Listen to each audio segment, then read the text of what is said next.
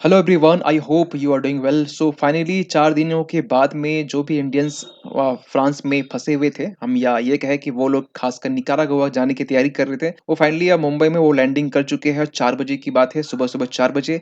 और ये हम इसके रिगार्डिंग जो एक वीडियो हम बनाए थे 4 दिन पहले, और उसमें हम टोटल चीज़ हम समझाए थे कैसी चीज़ें आगे प्रोसीड होती है। तो फिलहाल अभी ये खबर निकल के आ रही है कि 2:30 बजे कल के दिन में वहाँ से डिपार्ट हुई और यहाँ पर 4 बजे लैंडिंग होती है। और जो टोटल जो यात्री थे वो 303 थे, उसमें से 276 जो यात्री थे इंडियंस, वो इंडिया पहुंचे। अब एक मन में सवाल उठ रहा होगा कि फिर अ, उन 27 का फिर क्या? 276 अगर वहां यहाँ पर लैंडिंग किए तो उस 27 का क्या? बेसिकली हुआ क्या है कि जो 27 है उसमें से तो 20 एडल्ट थे और 5 माइनर थे और 2 को अरेस्ट किया गया था। ठीक है।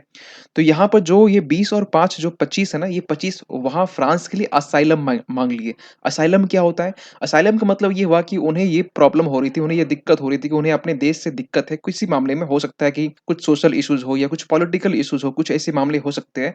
और वहाँ पर फ्रांस में बेसिकली वो असाइलम माँग लिया। असाइलम में बेसिकली क्या होता है, उन्हें वहाँ पर बेसिकली वहाँ पर रहने के लिए एक फैसिलिटीज़ मिल जाती है कि रहने के लिए, खाने के लिए एक छत मिल जाती है, इन शॉर्ट। लेकिन फिर भी आप इन सब चीज़ों में जो कहानी जो घूम के जो बेसिकली निकल रही है, वो ये है कि ये जैसे देखिए हमारा इंडिया का मैप है, और इसमें बेसिकली हम लोग उस दिन भी क्लास में हम लोग समझाए थे कि जो फ्लाइट थी वो बेसिकली दुबई यूएई की सॉरी साउथ यूएई की दुबई से यहाँ से निकली थी।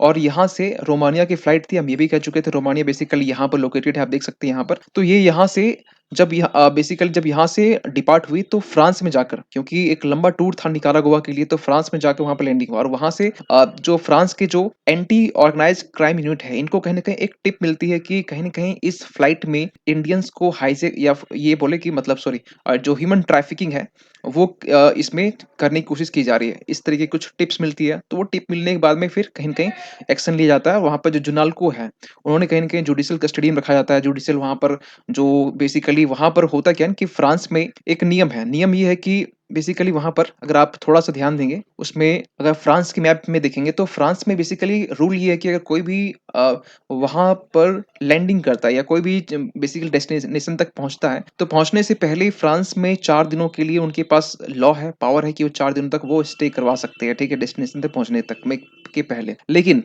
ये 4 दिनों के बाद इसको एक्सटेंड भी किया जा सकता है 4 से 8 दिनों तक। 8 से अगर कुछ जुडिशियल कस्टडी वाला मामला हो तो 4 से 8, और कुछ स्पेशल कुछ इमरजेंसी हो तो उसमें 28 दिन भी हो सकते हैं। तो इसलिए यहाँ पे मिनिमम 4 दिन ही लगे यहाँ पर। 4 दिनों के बाद में, क्योंकि आपको मालूम है कि इंडिया में जो भारत की एम्बेसी है वहाँ से भी कहीं न कहीं जो कॉन्सुलर एक्सेस है वो भी लिया गया। बातचीत चल रही थी कि क्या चीज़ें होनी चाहिए, क्या मामला है। और ये चीज़ें फिर फाइनली यहाँ पर इंडियंस जो थे मुंबई एयरपोर्ट बोल सकते हैं, वहाँ पे लैंडिंग कर चुके हैं। लेकिन ये जो फ्लाइट थी ना, ये फ्लाइट ये कहाँ जा रही थी? ये फ्लाइट जा रही थी, आप देख सकते हैं यहाँ पर निकारागुआ। निकारागुआ यहाँ पर है। आप बोल सकते हैं कि जो ग्वाटेमाला है, ये इसके जस्ट नीचे पड़ेगा, या हम बोल सकते हैं ये भी कि ये जो पनामा कैनल है, ठीक है? उसके जस्ट आस-पास में। आप यहाँ मेक्सिको देख सकते हैं। लेकिन एक सवाल निकल के ये आता है कि यहाँ पर ये लोग क्यों पहुँच रहे थे? क्यों जाने की तैयारी कर रहे थे? यहाँ पर ऐसा क्या है, इस छोटी सी आइलैंड जैसा जगह पर, पतली सी जगह है, ठीक लैंडिंग जगह है। बेसिकली यहाँ पर एक टिप यही मिली थी कि ये लोग ह्यूमन ट्रैफिकिंग नहीं, ये लोग डंकी फ्लाइट के ज़रिए, या आप ये कहें कि डंकी फ्लाइट के इल्लीगल तरीके से निकारागुआ पहुँच रहे थे। और यहाँ पर पहुँचने के बाद में ये लोग कोशिश करते हैं कि ग्वाटेमाला करके, मेक्सिको करके यहाँ पर यूएस को एंटर करते हैं। यूएस के बाद में फिर यहाँ पर कनाडा एंटर करते हैं। और क्योंकि ये चीज़ें रिसेंटली भी आपको मालूम है कि डंकी मूवी रिलीज़ हुई है, तो ये चीज़ें कहीं न कहीं इसको शो कर रही है। और देखिए यूएस का डेटा भी यही कहता है कि 41,770 इतने जो नंबर है ना, US customs and border patrol जो टीम है ना, वो ये कहती है कि इतने लोग ना खासकर मेक्सिको के बॉर्डर से यहाँ से क्रॉस करते हैं। ये डेटा यूएस की तरफ से है। लेकिन जो टोटल डेटा है ना, वो ये कहता है कि यूएस, यूके और आपका जो कनाडा है, तीनों में डंकी फ्लाइट के जरिए, डंकी प्रोसेस के जरिए 97 लाख जो है ना लोग यहाँ पर, खासकर यूएस हो गया, यूके हो गया, कनाडा हो गया, यहाँ पे एंटर करते हैं। इवन कि देखिए, अगर हम कनाडा की बात करें तो कनाडा की स्थिति आज कुछ इस तरीके से है, क्योंकि देखिए जितने भी लोग इंडिया से बेसिकली डंकी फ्लाइट के ज़रिए जाते हैं, तो उसके पीछे ना कारण होता है।